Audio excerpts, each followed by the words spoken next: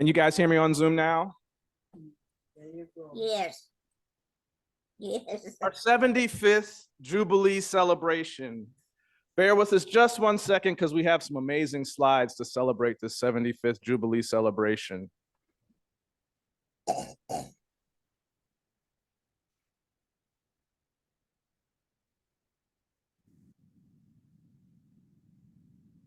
It was apparently August of 1948 when the first, I gotta tell myself, give me 1 second, stand still, don't move. Okay. Hopefully I will remember. It was August of 1948 when the first group gathered, and I was very curious, and I hope this translates for everybody. We're gonna do a little something different so I can. So in 1782, in Boston, Massachusetts, at King's Chapel, the first Unitarian congregation came into being. 1825 is when an association of Unitarians formed in the United States of America. Then in 1948, where we've already talked about multiple times, the Unitarian Universalist Fellowship organized as the Unitarian Society of Laguna Beach. And there's a note somewhere in these archives here that says that we were the second fellowship established in the United States as a Unitarian fellowship, which is a different structure. It's a lay-led structure, different a little bit from a church. Then in 1961, as we discussed this summer, the UUA was formed by the consolidation of the Unitarian Association and the Universalist Church of America. Then in 1973, after meeting in all kinds of places, which we're going to talk about a little bit more and find out more about where we met, 1973, we started meeting in this building. And in 73, and until I believe 81, we met in the building with the church that we bought the building from while their new building was being built. And then in the present here, in 2023, we've had a wonderful year this year. We just finished a major building improvement campaign. We were the recipients of a UU Spirit grant. And in the middle of the year, in the summer, we held a congregational visioning our future meeting, which is very interesting because one of the things that they did 40 years ago was the exact same thing, was they had a congregational meeting about the future. And we'll talk about that a little bit more. The UUFLB mission statement. At UUFLB, we strive to be a dynamic and growing fellowship, diverse in age, ethnicity, and perspective, to provide for the spiritual, intellectual, and social needs of the congregation, and to contribute to the needs of the community and the world in accordance with the Unitarian Universalist principles. Are we ready to go there? Yeah. Awesome.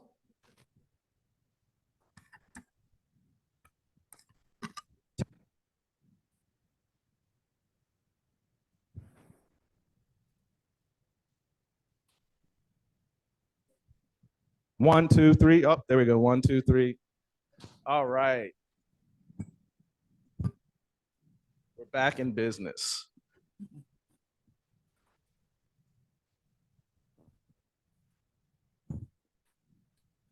So our 7 principles here on the screen, and then many churches around the country, including our own, have begun the process of adopting an 8th principle. And the primary driver within the 8th principle is recognizing and seeking to do something about systemic racism. So at the top of the slide, we are a welcoming congregation committed to ending systemic racism with membership open to all. And so history is a clock, and history is something that it tells the people where they have been and what they have been. So that's important. And I thought we should just allow this centering thought to echo in our mind one more time. And not only that, I'm going to allow it to echo in the words of Dr. John Henrik Clarke himself. So Pam is going to play that for us, and let's hear him remind us about the importance of history. History is a clock that people use to tell their political and cultural time of day. It is also a compass that people use to find themselves on the map of human geography. History tells of people where they have been and what they have been, where they are and what they are. Most important, history tells a people where they still must go and what they still must be. The relationship of history to the people is the same as the relationship of a mother to her child.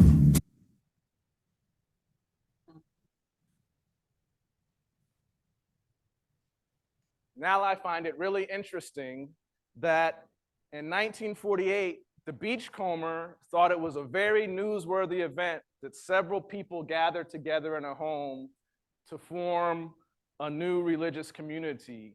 And so they actually wrote an article.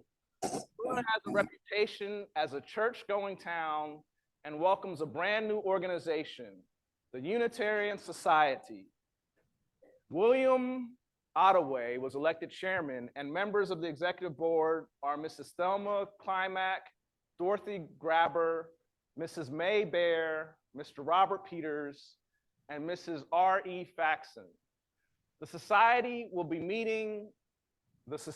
meet first and third Mondays beginning in October, and Monday night will be addressed by a Unitarian minister from Los Angeles, where there is a flourishing membership. Dr.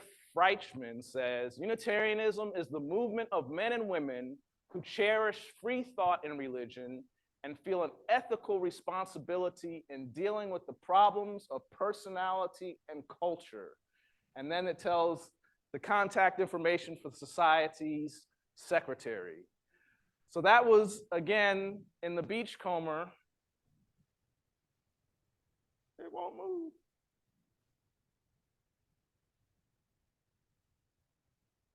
There we go. That was in the Beachcomber in 1948. And so 40 years later,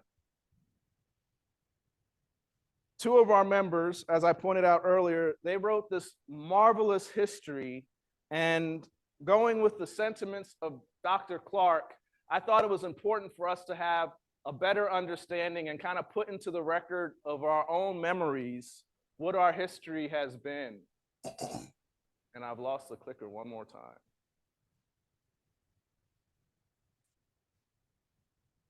There we go. So this was written in 1988. The fellowship was chartered in 1948, which makes this the 40th anniversary of our founding. It also makes ours the second oldest fellowship in the United States. The late Reverend Stephen Freichman of Los Angeles helped the new fellowship get started and remained a staunch friend over the years. The old studio, now a restaurant at Diamond Street and Coast Highway, was our first meeting place. Among the founders were Claude and Harrietta Hanna, Edna Black, Mr. and Mrs. Tracy Webb, and Harriet and Leslie Blades. Early recruits include Letitia Wainwright, Carl Hine, Joyce Dusenberry, Dr. Percy Baldwin, Irma Wright, Ethel Ferguson, Joyce and Howard Oliver, Olivia and Rob Peters, Winifred Balk, Oscar Miller, Winifred Palmer, and Gwen Altimus. There were a couple Winifreds in Laguna at the time. In the early years, we held our services in the old variety of meeting places that most fledgling fellowships use: dance studios, the women's club, a high school classroom, and the Laguna Art Museum.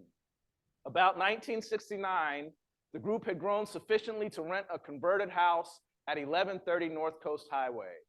At this location, we drew standing room audiences and conducted a very successful religious education program involving elementary, junior, and senior high school students. Active in this program were Virginia Rice, Gwen Altimus, Peggy Pine, Marge and Fred Prattley, Jan and Norm Badcock, Paul, Judy and Paul Hance, Irma Wright, John Faulkner, and many others. This one is very important. A bequest in Oscar Miller's will began the building fund for a permanent home for our fellowship. This sparked the decision to purchase a large piece of property on Temple Hills Drive. Wow. This purchase necessitated moving the Sunday meetings to private homes to conserve funds. Alan Christensen was chairman during this period, which saw many successful and imaginative fundraising events directed towards the building program. In a very unusual fundraiser, the Los Angeles County Art Museum paid the fellowship to construct 6 sets of extremely precise, huge optical mirrors. These were for an art collaboration between New York artist Bob Whitman and member John Faulkner for exhibit in the United States Pavilion of Japan's Expo 1970. Adults, young and old, and small children supervised by George Quinn sawed, nailed, sanded, and glued the 7-foot by 7-foot mirror structures at the present bicycle shop on Thalia Street. This memorable project generated enormous enthusiasm and attracted national and even international attention to our fellowship. Meeting in private homes presented many difficulties, including continual transportation of folding chairs, also that members and even speakers sometimes could not find the meeting place.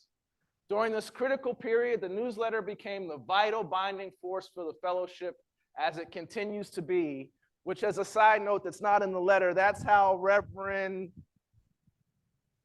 Chris Schreiner was able to find us, because our digital newsletter continues to connect with people to this day. Janet Wing, Winfred Palmer, Reva Morton, and Jim Sweeney were very active in building up the newsletter, and they were later greatly helped by Chet and June Bain, who continue to serve this very important activity today.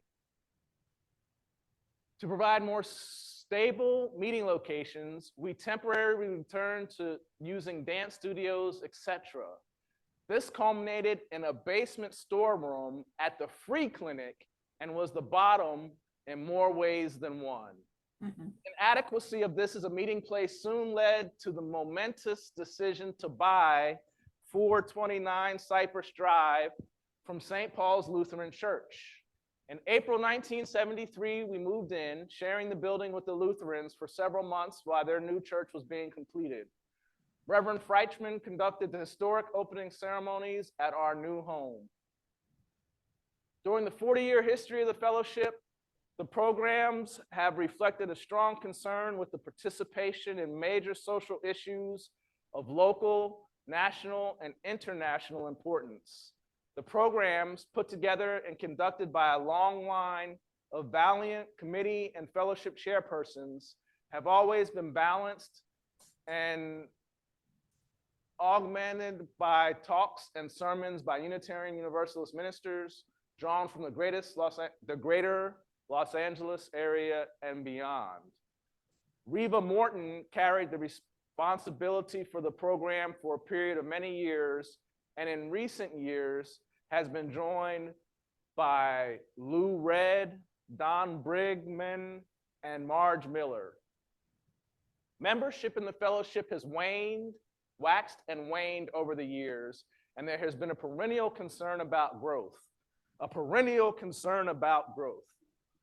Earlier this year, the board had some of the members meet with Gene Wilkinson and Scotty Meek of the Pacific Southwest District of the UUA to discuss our goals for growth and some means for realizing them. Shortly after this, we engaged Chris Schreiner, Minister of Counseling for the Costa Mesa Church, to lead us in a day-long seminar at Ben Brown's Conference Center in South Laguna with the purpose of exploring growth in greater detail. This seminar, sound familiar, attended by most of our current members, led to the decision to find a suitable part-time minister to give us continuing professional guidance in expanding our membership and its programs. A committee headed by fellowship co-chairman Bill Taylor interviewed a number of candidates and the board finally recommended Chris Schreiner. At a full congregational meeting, Chris was overwhelmingly elected as our part-time minister. Chris Schreiner was installed as the fellowship's first official minister on December 6, 1987, to a standing room assembly with the representatives of the UUA present to send us off on our new adventure. The future for the fellowship looks very bright. A new wave of enthusiasm is building since the growth seminar among old and new members alike. It is an exciting time. Our mortgage on the building is paid, and we will celebrate this event on January 16, 1988. A religious education program is high on our list of priorities, and people are already volunteering to help start this very important program. There is much work to be done, and many people will be needed to help the fellowship continue to be a community of explorers, supporting each other and reaching out to the world at large. We welcome all who wish to join us in this exploration, and we salute all who have contributed to building our fellowship. And that was written by Joyce Dusenberry and John Faulkner.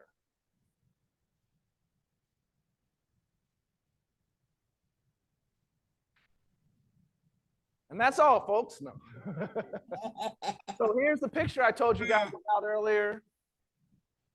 This is from March 1976. Wow. March 1976. This is the nuptials of Jim Pemberton and Barbara Williams Pemberton. And I don't know who anyone in the picture is, but one of the cool things about our fellowship is we have a couple of families that are multi-generational. And because we're having this, one of the people that were mentioned by Chris Schreiner when he wrote in was her mom. He used a quote from her today in his sermon as part of his gathering thought and centering thought. And I asked Cindy if she would just share a couple of thoughts and recollections on behalf of her mother and the family about our 70 hear most of what she's and saying. how we got here and that we're here.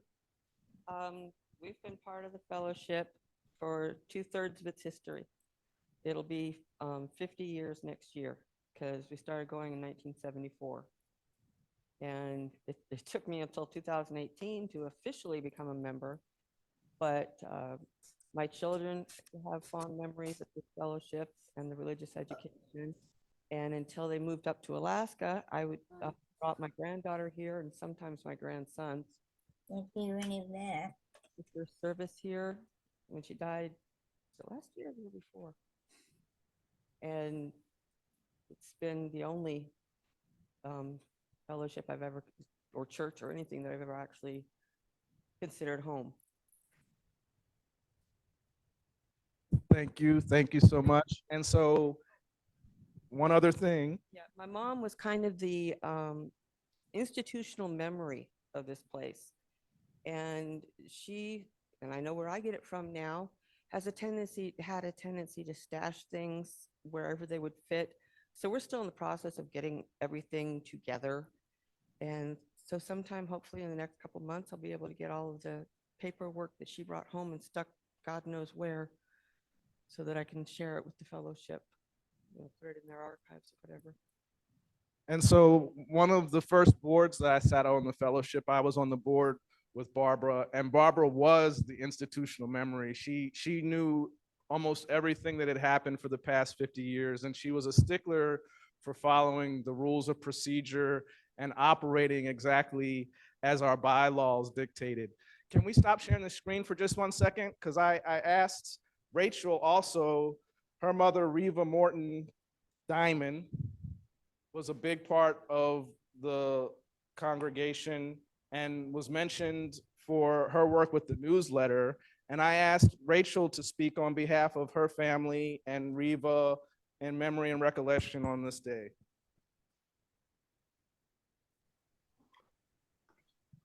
Oh, I unmuted this. Should Oh, I yeah, not you have should be done that? unmuted so they can hear you on Zoom. Oh, okay. We're Great. double dutying. Oh, okay. Well, gosh, thank you for the walk down memory lane, Don. This is just amazing. These are names that I grew up with. John Faulkner, let's see, Gladys, who you mentioned, so many of them. And I was part of the Mirror Project at the bike shop at Thalia and on and on. But my mother was born in 1928. And when you think about it, as a, oh, let me hold that. There you go. Okay, that makes it much more comfortable. Okay, oh good, I got my thumb there too. Thanks, Annie. Now Brian's holding the iPad. So my mother was born in 1928. We're Jewish. And so that means that going through the horrors of the Holocaust when she was a young woman, and then coming out here, she was the only one in the family who came out here. And when we were brought up, it's like, how could there be a God? And look at all the horrors in the world. And so my mother searched for a religious community that would accept her beliefs and found it, found the community here with the Unitarian Universalists. And it really meant a lot to us also growing up. I mean, you know, we all go through our stuff, but to be part of these projects, to be part of this community, to be able to have our individual beliefs and keep on growing. And I know Jim was here, probably Cindy too. We came in and laid the cork that you see up here in our sanctuary. We painted, too close or too far away, sorry. But this has been a long part of our life and amazing people that are part of this community. So thank you. Thank you, Rachel.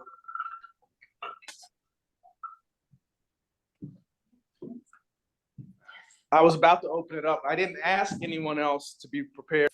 Tim, would you like to say a few words and on our history and where we've come from and where we are?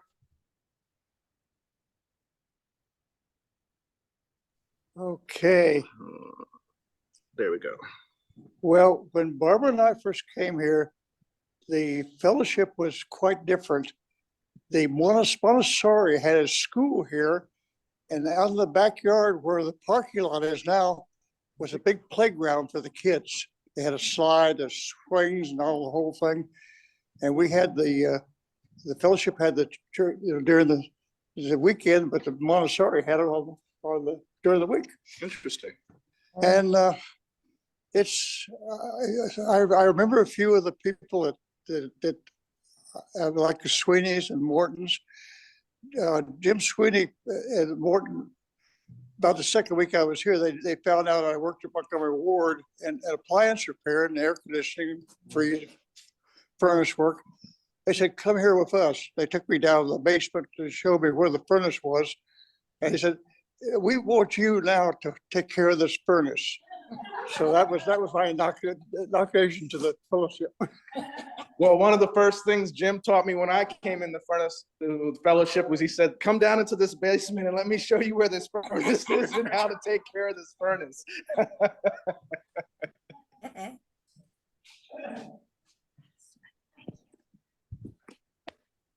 So there's two parts. There's the reflection and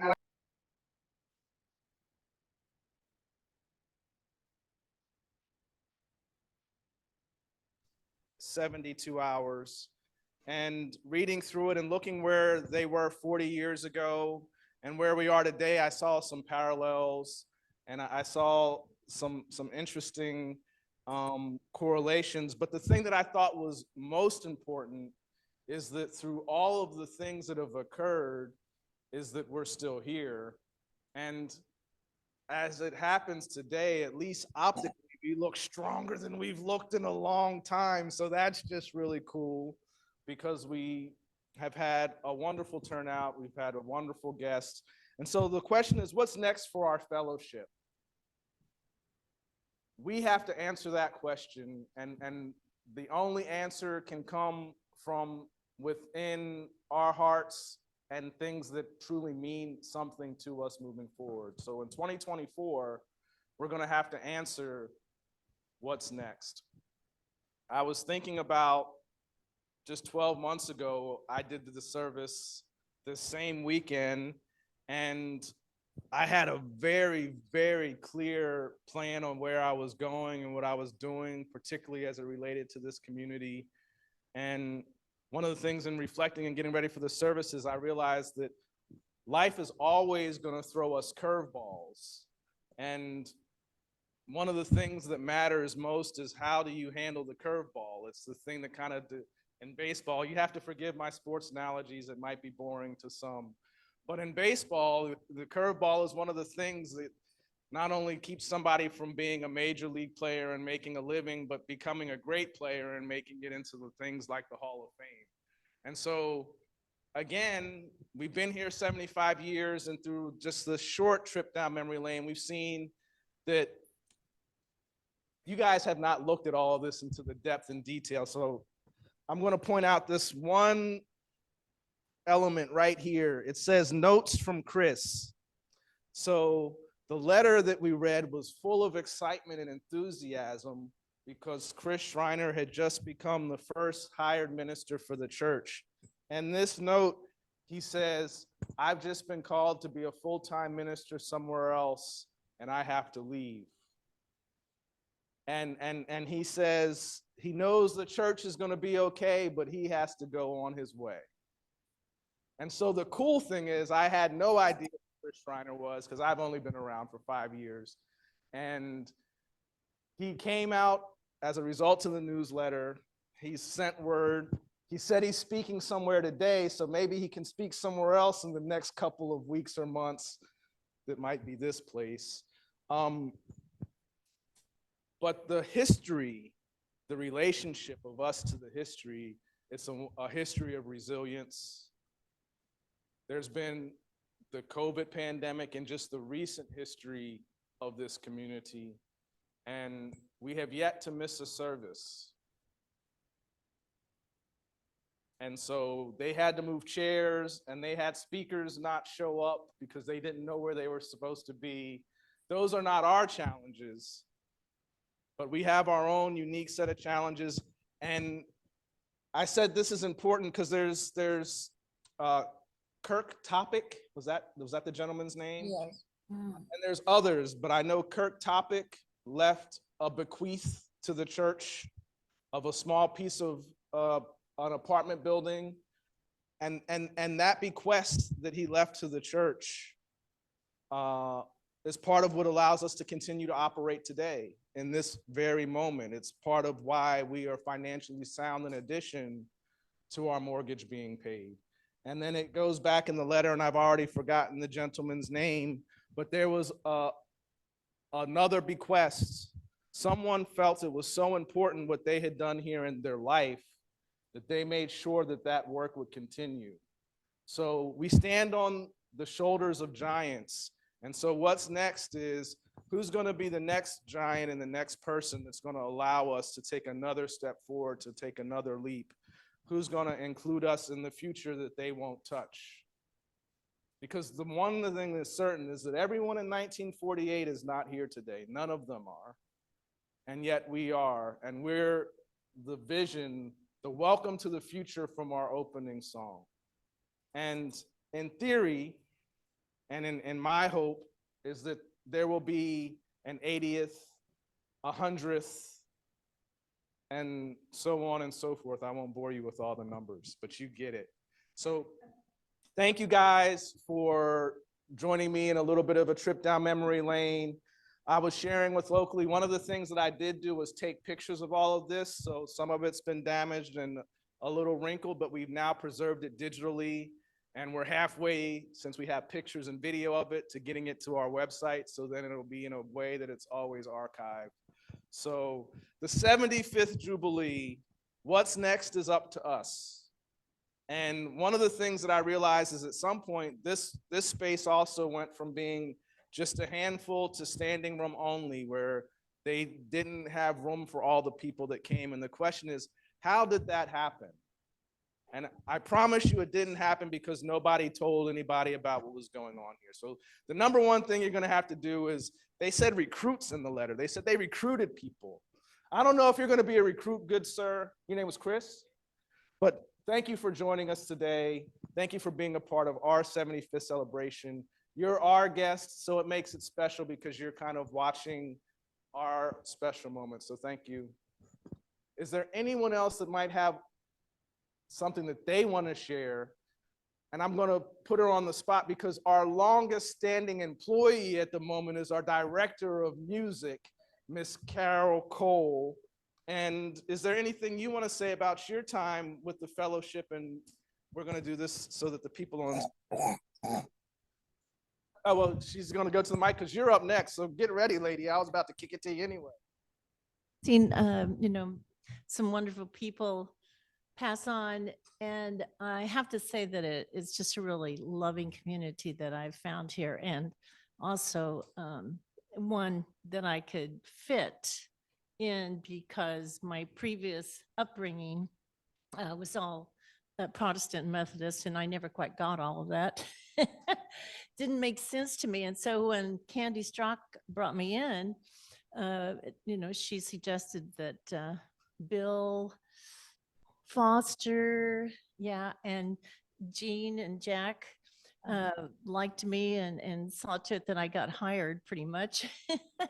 And it's been like, I don't know, 13 years, 14 years or something like that. So I've seen a lot of people and met a lot of people here, and everybody's just really very wonderful and warm and same mentality as me in a way, because I don't have to believe in certain things.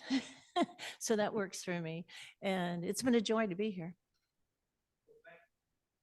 Now, without further ado, our closing song, 10-6.